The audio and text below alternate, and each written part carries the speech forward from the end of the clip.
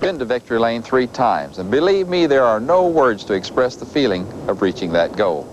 Today we're going to look back on the men and machines that have made the Indy 500 one of the premier events in the world.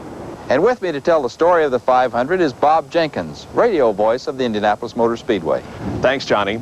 As you know, to meet the challenge of the Indy 500 takes determination, courage, a little bit of luck, and the ability to meet the physical and mental tests presented by the most talked about racetrack in the world. The Indianapolis 500 has cultivated a never-say-die spirit among its competitors. A spirit perhaps best represented by the memory of one of its first heroes, Ralph De Palma. This Italian-American driver became one of the first legends of the Speedway with his unusual effort in 1912. After leading most of the race, De Palma's car broke down just 1.5 laps from the finish. Not about to quit, and with the crowd cheering wildly, De Palma and his riding mechanic pushed their heavy car to the finish line as the rest of the field sped past. Joe Dawson won the race, but Ralph De Palma won the approval of the fans and displayed the competitive flair it would take to successfully perform at Indy. This undying commitment to the sport of auto racing has remained a major force at Indianapolis. And that commitment holds special meaning when the greatest spectacle in racing takes place for the 75th time in May of 1991. It marks the Diamond Jubilee of the running of the Indianapolis 500.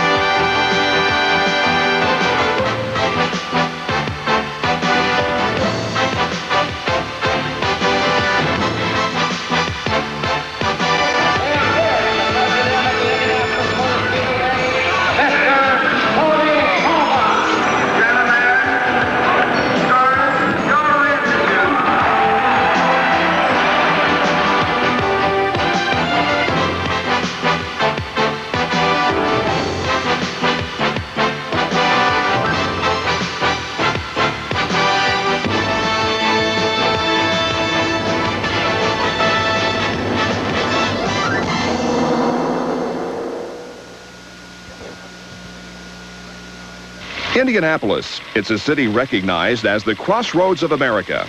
And in 1909, it was a city that led the nation in automobile development and manufacturing. That same year, local businessman Carl Fisher and 3 business partners initiated a project that would forever alter the history of auto racing. They built a 2.5-mile oval racetrack on the west side of Indianapolis. In addition to auto racing, the track would also be used as a proving and testing ground for the local automakers. On June the 5th, 1909, a promotional balloon race attracted attention to the new facility. And by August of that year, the Indianapolis Motor Speedway was open for business. Louis Schwitzer won the first auto race at the new Speedway. As many as 42 events took place there that first year, but poor track conditions led to several accidents. Fisher promptly resurfaced the crushed stone and tar track with bricks, and the legendary Brickyard was born. In 1911, only one race took place at the new Speedway. It was a speed and endurance test of 500 miles on Memorial Day that would set the standard for years to come. 40 cars lined up for the inaugural event, including future winners Ralph De Palma, Joe Dawson, and Howdy Wilcox. And from that first 500-mile race, the Speedway proved to be a formidable challenge for both cars and drivers. While most of the competitors counted on their riding mechanics to keep an eye on traffic, Ray Haroon rode solo. We designed this car to carry one man. I figured I could save weight and get more speed by riding alone. The job of the mechanic in those days was to watch behind and notify the driver when other cars were trying to pass. So I rigged up this little gadget. Starting from the 28th position, he picked his way through the pack using what some say was the first rear-view mirror. Driving his Indianapolis-built Marmon Wasp, Haroon sealed up a spot in the history books as the first winner of the Indianapolis 500. It must have been a great race, Ray. I'd like to have seen it. It was a great race, Wilbur, and I don't think anybody that saw it will ever forget it. Though Haroon chose to retire from racing, the Indy 500 continued. It attracted thousands of fans and major auto manufacturers from all over the world. In 1912, De Palma led the race for 196 laps in a Mercedes, and French-manufactured Peugeots would soon emerge as the cars to beat. The technology of the Peugeot engines influenced dominating power plants at Indy well into the 1980s, including Miller's, Duesenberg's, Frontenac's, Offenhauser's, and Cosworth's. Those days, more than ever, the 500 had a decided international flavor that was accented by the pagoda-style scoring and timing tower built in 1913. Frenchman Jules Gou drove a Peugeot to victory that year. And in 1914, foreign drivers swept the first four positions led by René Thomas. 1914 also marked the beginning of a major war in Europe. The United States pledged neutrality, and the Indy 500 continued. European drivers and cars arrived in fewer and fewer numbers, but still dominated. De Palma finally won in 1915, and Italian-born Dario Resta drove a Peugeot to victory in 1916. Because of the European War, only 21 cars lined up that year, and the race was reduced to 300 miles. Qualifying speeds had climbed to nearly 100 miles per hour, and interest for the annual event was swelling. By April of 1917, the United States entered the war. The race was put on hold, and the Indianapolis Motor Speedway became an airstrip for 2 years as World War I escalated.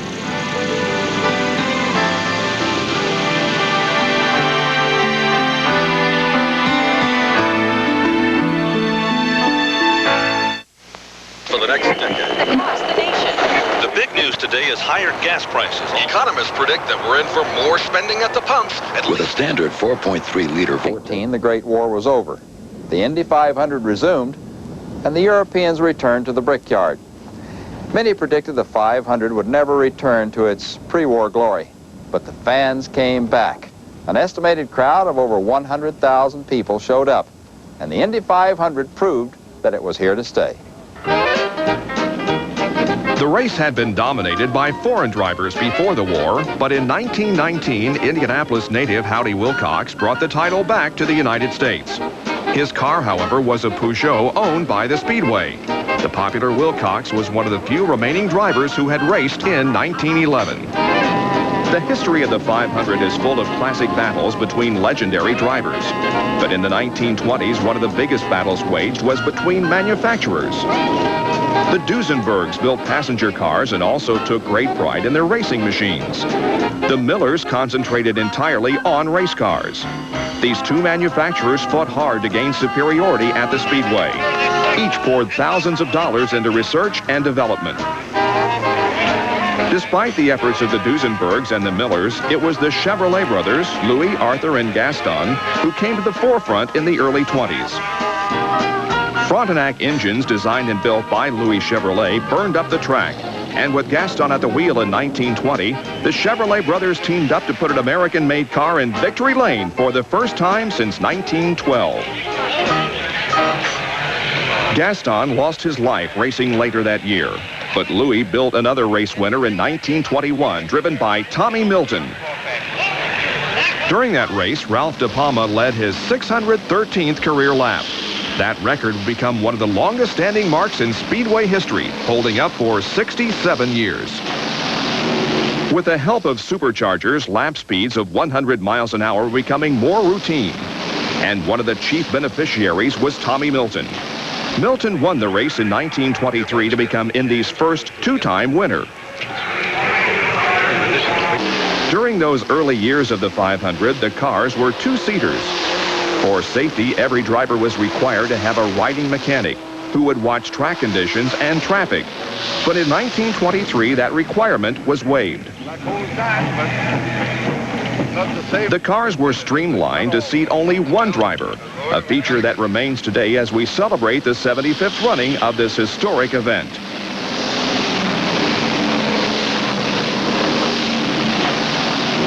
(1925). Peter DePaulo, nephew of crowd favorite Ralph De Palma, strapped his son's baby shoes to the front axle of his Duesenberg. With additional help from relief driver Norm Batten, DePaulo won the race in record time. It was the Duesenberg's second straight year building the race winner, and it was the first major speed milestone reached. DePaulo became the first driver to finish the race in less than 5 hours, averaging better than 100 miles an hour. Nearly 2 years after DePaulo's historic victory, Charles Lindbergh made aeronautical history. On May 20, 1927, Lindbergh took the controls of the Spirit of St. Louis. He took off from Roosevelt Field in Long Island and set out over the Atlantic Ocean. The next day, he landed in Paris, France, completing the first ever solo transatlantic flight.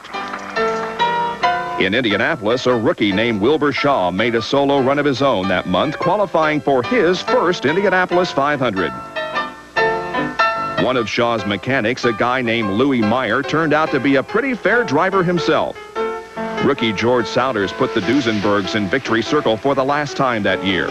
But 1927 was perhaps best remembered for Norman Batten's wild ride through the pits.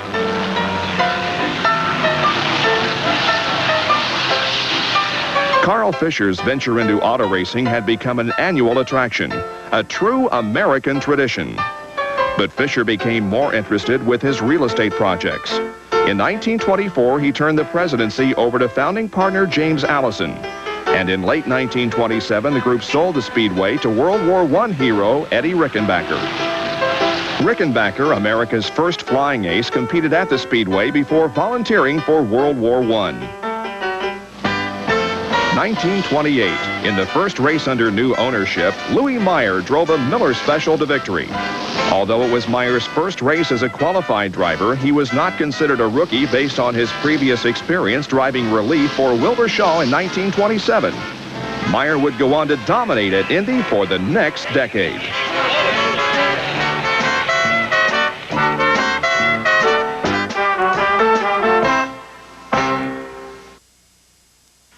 There is a mighty spirit shining out. In Salisbury, Maryland, the hungry are being fed. In Wind Falls, Indiana, a man who learned to read at 47 is making sure others learn early.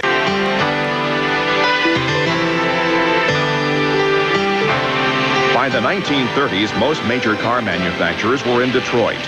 The Indianapolis Motor Speedway had lost recognition as a test facility, and much of the Detroit-based auto industry had lost interest in producing the specialized cars necessary to compete at Indy.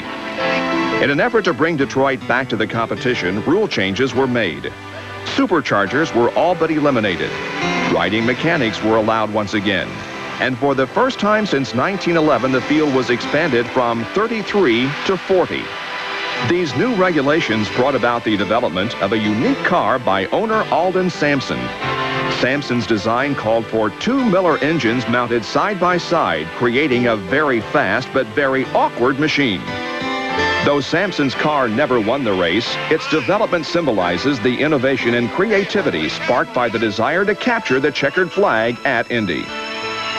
Another innovative car hit the field in 1931 when Dave Evans became the first to qualify with a diesel engine.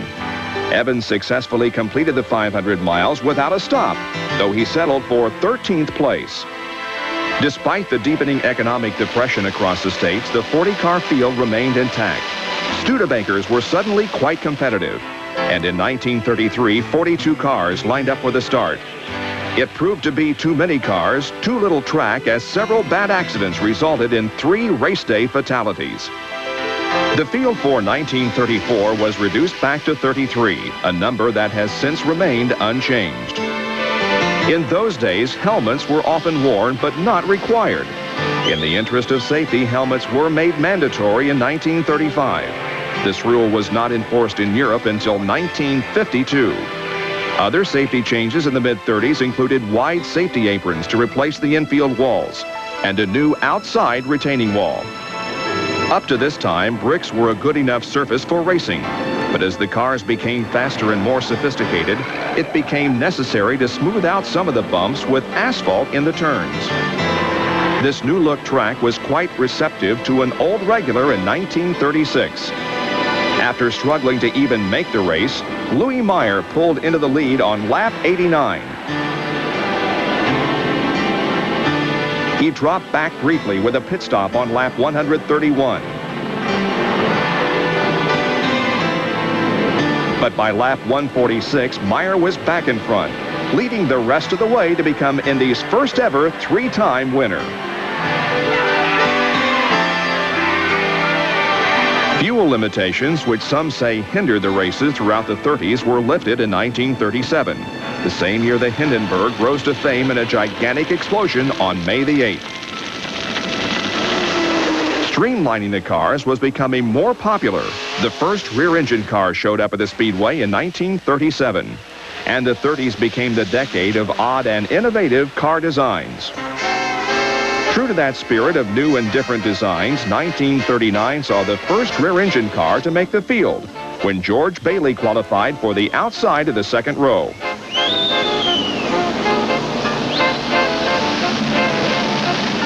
Bailey dropped out after completing 47 laps. Defending Indy champ Floyd Roberts lost his life on lap 107.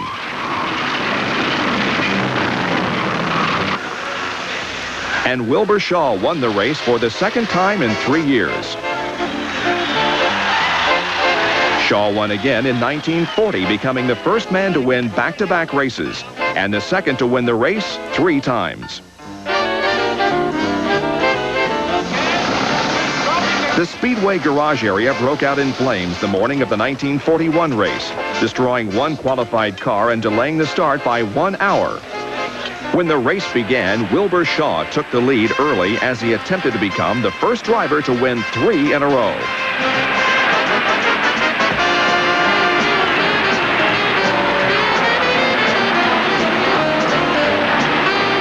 On lap 152, Shaw crashed, giving the lead to Cliff Berger. But Maury Rose, driving relief for Floyd Davis, stormed up from 14th position to put the pressure on. Berger faded as fumes from his car became unbearable. Rose went on to win his first Indy 500, and Berger completed the 500 miles non-stop, taking 5th place. In December of 1941, World War II went into full swing, and the Speedway was again closed as America flexed its muscles overseas.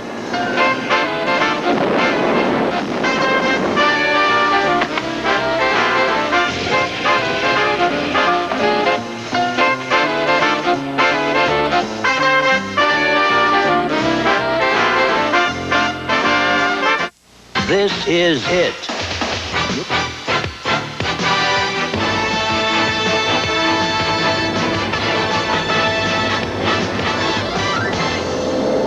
During World War II, Firestone used the Indianapolis Motor Speedway for tire testing, but poor upkeep and deterioration of the facility caused Firestone to pull out. When the war ended, the track was in horrible disrepair. Buildings were falling down, weeds were growing between the bricks, and owner Eddie Rickenbacker wanted to sell. Wilbur Shaw was determined to purchase the track, but he couldn't raise the funds. Instead, he located Terre Haute businessman and sportsman Tony Hulman. Hulman purchased the track, and after some hurried preparations, opened it in time to hold the 1946 race. For the second time in its history, the Indy 500 came roaring back from adversity. In 1946, the cars were old, the track was rough, and the drivers were a bit rusty. But that didn't matter to a huge crowd of race-hungry fans who showed up for the Memorial Day Classic.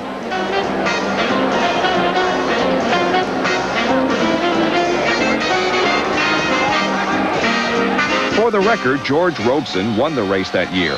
But the most important development was the obvious enthusiasm of the fans and the realization that the Indianapolis 500 was a bigger event than anybody realized. I stayed out in the city visiting some friends that night. I got up not too early and went down Kessler Boulevard. That's one of the main boulevards in Indianapolis. I didn't see a soul on the boulevard, and I thought, oh, Lordy, won't be anybody there today, you know. Really thought so. And we run down that road, and then some of these main artery highways coming into Indianapolis, where we had a hard time getting to them. They were just all bumper to bumper.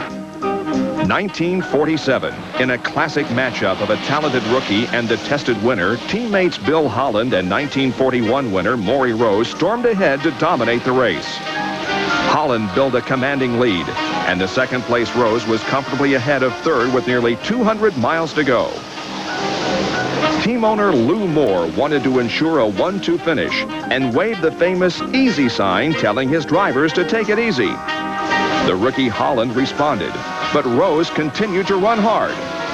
On lap 193, Rose pulled up behind Holland. Holland apparently thought Rose was a lap behind and waved his teammate by. Rose happily complied and went on to become a somewhat controversial two-time winner. Holland and Rose again teamed up in 1948, and this time it was no contest. Rose dominated the race, his closest competition coming from Holland. And when the checkered flag fell, it was Rose first and Holland runner-up for the second straight year. Rose was now the Speedway's third three-time winner, and Holland would have to wait one more year to make it to victory lane. The sudden success of a new driver like Holland could only be scripted in one place, Hollywood. So it was no surprise that in the 1940s, Hollywood made repeated trips to the fabled Brickyard. Stars of the day, such as Clark Gable and Barbara Stanwyck, made appearances. Films, both good and bad, were produced, taking the Indy 500 to movie screens everywhere. And the film stars became permanent fixtures at the winners' presentations. In all the hoopla surrounding the revitalized race, one thing remained the same: an undying desire to gain a competitive advantage.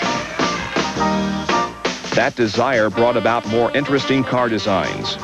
Twin engines mounted front and rear, six-wheelers, the Novi with its distinctive roar and straight-on power, and in 1952, a Cummins diesel driven by Freddie Agavation. That car featured the first turbocharger ever used at the track, and Agavation took full advantage of the extra power. He surprised everyone by qualifying for the pole position. The now famous roadsters were just beginning to emerge at the track, and in 1952, the race was dominated by one. Second-year participant Bill Buckovich led nearly the entire distance, only to break down 8 laps from the finish. Troy Ruttman led the final 8 laps to become the youngest ever winner at age 22. Elsewhere in the world of sports, Sir Edmund Hillary conquered Mount Everest in May of 1953. And in May of 1954, Roger Bannister made headlines worldwide by doing what once had been considered impossible, running the first sub-4-minute mile. At Indy, those same years marked the career highlights of one of the Speedway's finest drivers, Bill Buckovich. Reminiscent of his spectacular run in the 1952 race, Buckovich led all but 5 laps to win the hot one in 1953. Bucky's feat was quite remarkable considering the oppressive heat that forced many drivers to seek relief and took the life of driver Carl Scarborough. Buckovich returned in 1954 and overcame a bad qualifying position to win his second straight 500. As Buckovich gained status as Indy's new star, the 500 lost one of its legends that October. Speedway president and 3-time winning driver Wilbur Shaw died tragically in a plane crash. His influence in bringing the Speedway back to life after World War II will never be forgotten. 1955 saw the continued amazing success of the great Bill Buckovich. Buckovich led much of the early going and looked like a good bet to win his 3rd straight 500. But on lap 57, Buckovich drove right into the middle of a 3-car collision and lost his life while leading the race.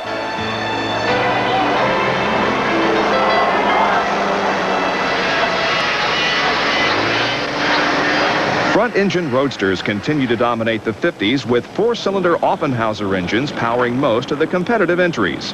The cars were offset with the driver on the right, engines on the left, and they also featured low centers of gravity.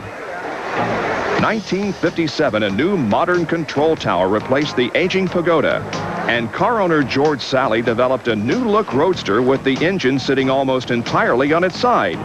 The benefit, it was more streamlined with a lower center of gravity. The result, 2 straight victories with the Ballon Special. Sam Hanks in 1957 and Jimmy Bryan at the wheel in 1958. Unknown to many, the Roadsters were on their way out, but they provided some exciting memories to open the new decade. 1960, Roger Ward and Jim Rathman staged a classic battle of the Titans. Their cars were operating at peak levels, and both drivers displayed an intense will to win. In a race considered by many to be the best ever run at Indy, the lead changed 29 times between 5 drivers. But over the last half of the race, it was all Ward and Rathman. With lead changes taking place on the track, the 2 drivers battled it out. Ward had the lead with less than 5 laps to go, but noticed that his tires were dangerously worn. Not willing to risk his life, but not willing to risk a pit stop so close to the end, Ward slowed way down.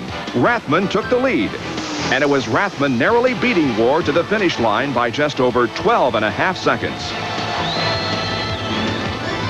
1961, a young but talented driver named A.J. Foyt took the battle to veteran driver Eddie Sachs. Sachs and Foyt put on a show reminiscent of the previous year's epic, and Foyt went on to win his first Indy 500.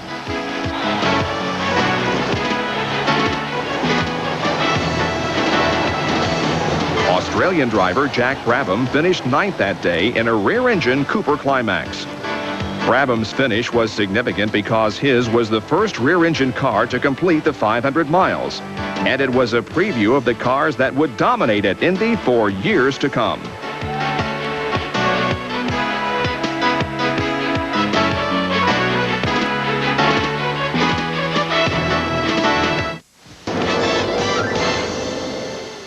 With speeds approaching 150 miles per hour, the old brick surface at the Speedway was becoming something of a hazard. By 1960, all but the front straightaway had been paved, and when the track opened for practice in 1962, only a 3-foot stretch of brick remained at the start-finish line. The brick remains today as a reminder of the Speedway's storied past. On the new surface, one driver was able to top the 150-mile-an-hour barrier in qualifications, the legendary Parnelli Jones. Roger Ward won his second 500 that year as Parnelli struggled with brake failure and finished a disappointing 7th. Jones won the race in 1963, but the big news surrounded runner-up Jim Clark of Scotland. Clark finished second driving a rear-engine Lotus powered by a Ford engine. Clark's car had far less straightaway speed than the Roadsters, but featured lightweight maneuverability in the corners. It was the prototype for the dominant Indy cars to come. A tragic meeting of the old and the new took place shortly into the 1964 race. Just before the completion of the second lap, rookie Dave McDonald spun coming out of turn 4. Popular veteran Eddie Sachs was too close to avoid contact, and both drivers lost their lives. It marked the first time the 500 was stopped because of an accident.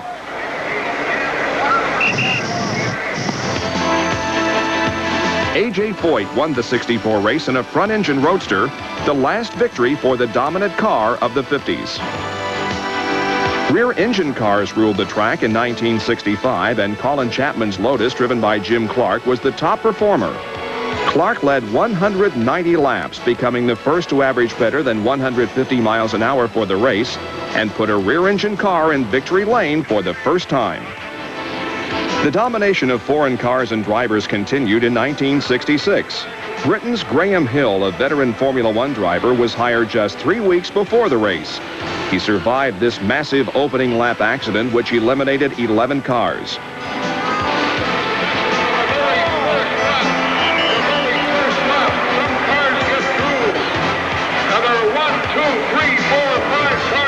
And when the checkered flag fell, Hill crossed the finish line in first place, the first rookie winner since George Souders in 1927. Andy Granatelli captured the attention of racing fans worldwide in 1967 when he came to Indy with the now famous turbine car. His driver was Parnelli Jones. Granatelli's passion for winning the greatest spectacle in racing drove him to develop this highly controversial machine and creating another Speedway legend. Granatelli and Jones were heavily criticized for the car, but the turbine was allowed to run. Jones led nearly the entire race, slowed only by pit stops and yellow lights. But 4 laps from the victory, the car broke down, and A.J. Foyt picked his way through a last lap accident to win for the 3rd time in the 60s.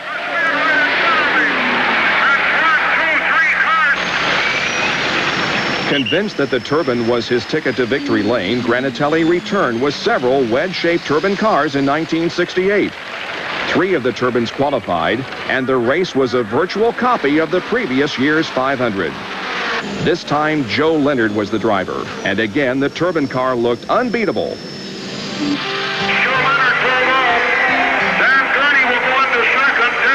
But just 9 laps from the end, the car broke down, and Bobby Unser won his first 500.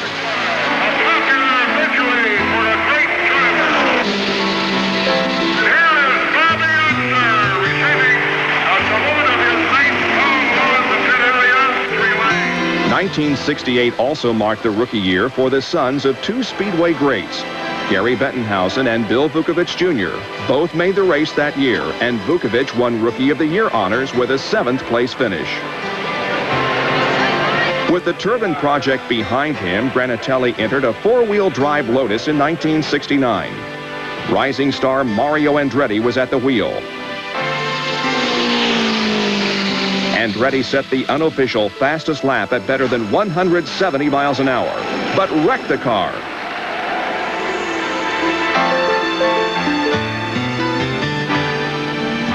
In the backup, Andretti qualified for the middle of the front row and went on to win the race. With the new rear-engine cars, speeds were getting into the 170-mile-per-hour range without the help of ground effects. Al Unser dominated and won the 1970 race, driving the Johnny Lightning Special. But in 1971, Peter Revson ran lightning quick when Team McLaren found a way to legally mold rear wings onto their cars. It was the beginning of the era of ground effects. Al Unser beat Revson's wing McLaren to become Indy's 4th back-to-back winner.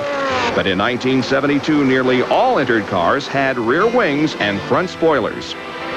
Bobby Unser led the speed assault, beating the previous qualification record by an amazing 17 miles per hour. Unser's speed was 25 miles per hour faster than his brother Al's pole-sitting time just 2 years previously, and it spurred talk of breaking the 200-mile-an-hour barrier. The incredible increase of speed in the early 70s generated new levels of excitement at the Speedway, and new levels of danger as well.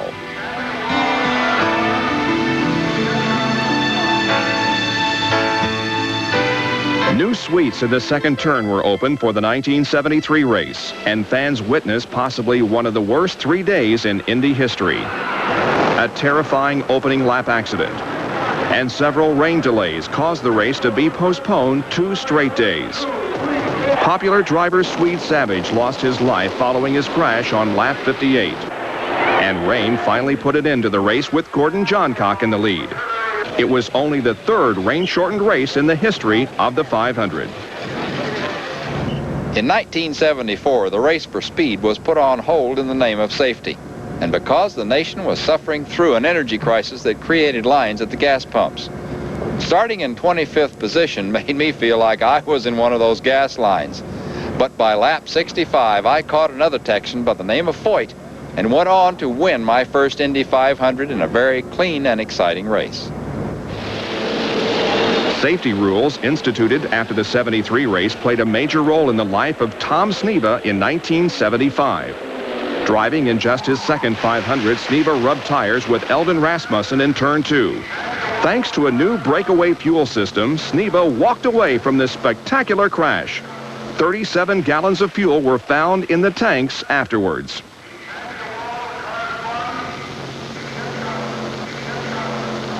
2 years after that brush with disaster, Sneva became the first driver to break the 200-mile-an-hour barrier.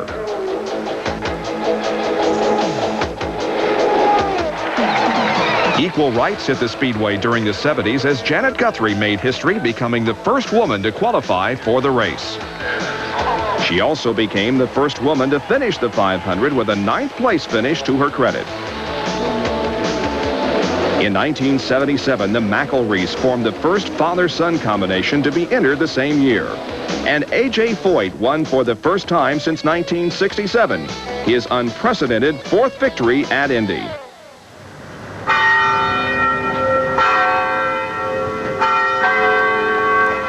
On October 27, 1977, the Speedway mourned the loss of its president and CEO, Tony Hulman.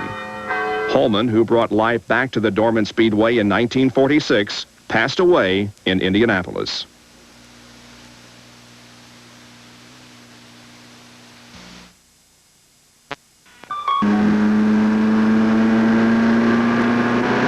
Since the very beginning, the Indianapolis Motor Speedway has been the showcase for world-class auto racing. Rules often change to promote better competition. And in 1979, the pace car was used for the first time to bunch up the pack during yellow caution periods. Second-year driver Rick Mears took the Speedway spotlight in '79, winning the pole position and becoming the 10th driver to finish first from the pole.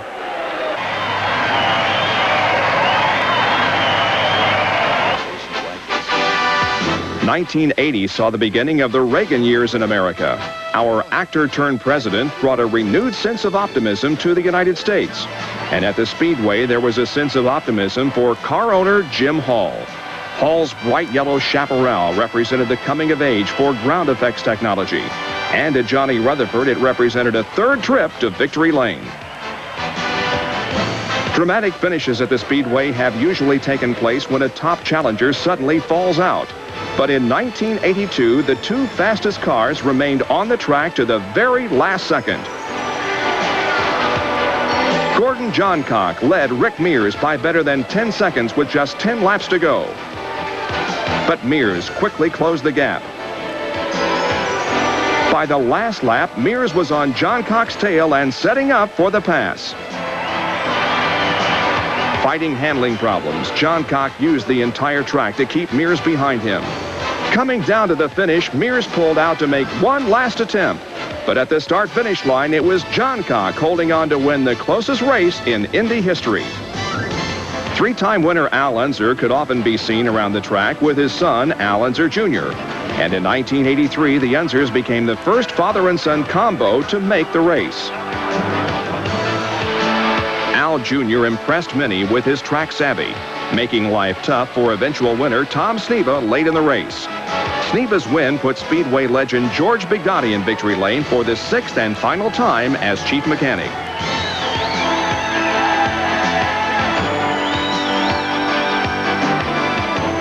During the 1980s, Roger Penske rose to the forefront as the car owner with the desire to win and the finances to back it up. Driving for Penske in 1985, Danny Sullivan made highlight reels worldwide with his famous spin. Sullivan amazed himself, his team, and the 500 fans by recovering and going on to beat Andretti to the finish line.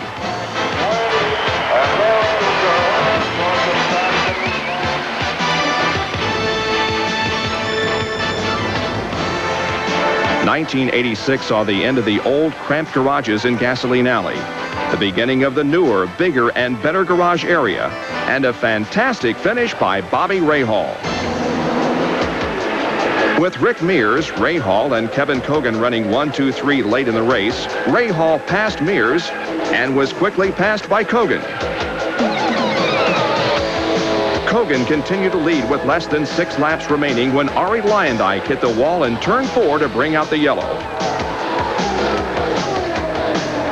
The track was cleared in time for 2 laps of green, and when the pace car returned to the pits, Rahal accelerated past Cogan to take the lead on the main straightaway. Cogan didn't let up. but Ray Hall stretched his lead and took the checkered flag for his first win at Indianapolis.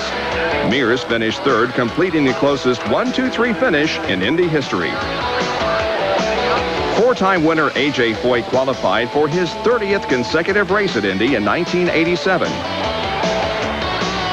And Al Unser Sr. couldn't get a ride acceptable to the three-time winner. Unser hung around, and when Danny and Gaius destroyed his car, injuring himself, Al Sr. got the call.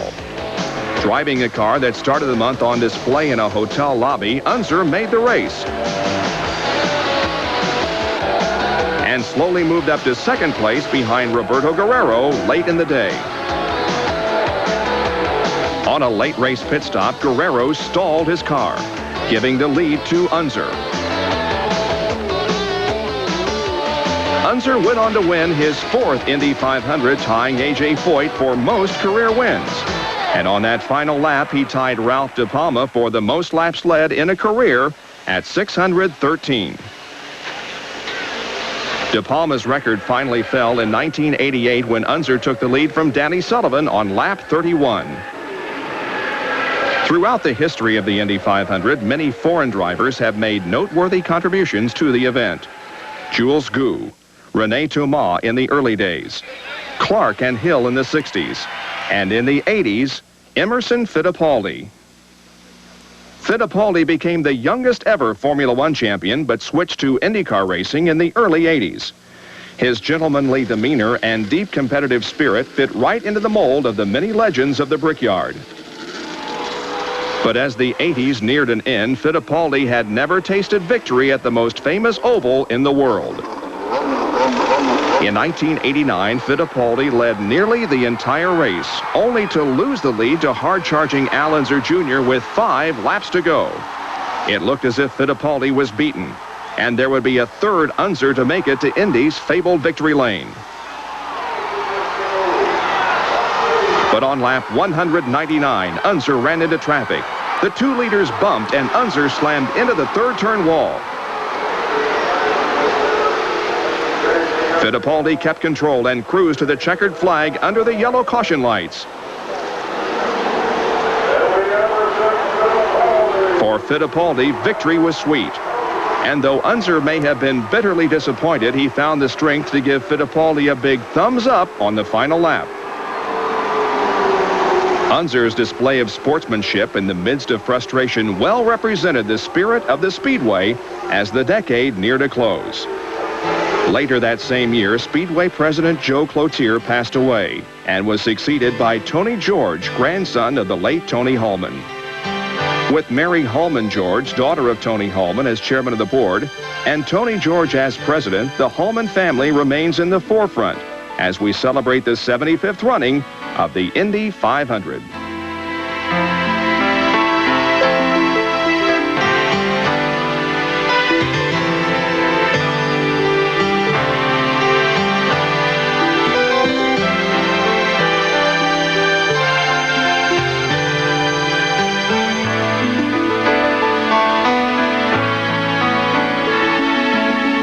In 75 years of 500-mile competition, the Indianapolis Motor Speedway has seen many changes and undergone many facelifts. From crushed stone and tar, to brick, to asphalt. From the old wooden garages to the spacious new facilities in Gasoline Alley.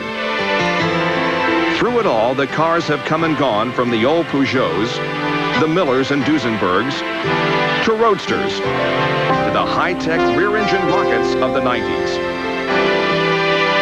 The legends of the past like De Palma, Meyer, Shaw, Buckovich have been followed by the heroes of today such as Foyt, Andretti, Mears, Unser, and Fittipaldi. Every race has its own special character with the runaways, the classic battles, the close finishes, and the dramatic finishes. Each new year brings a new face, a new design, a new innovation, and hundreds of thousands of spectators.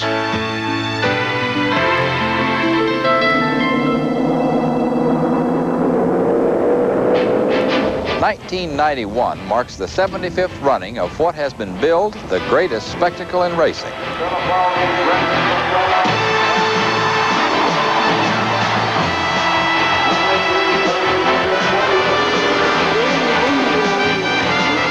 And though Indy has always been the home of the unexpected, one thing is certain. As long as there is a month of May, there will be a race on the west side of Indianapolis that captures the imagination of fans worldwide.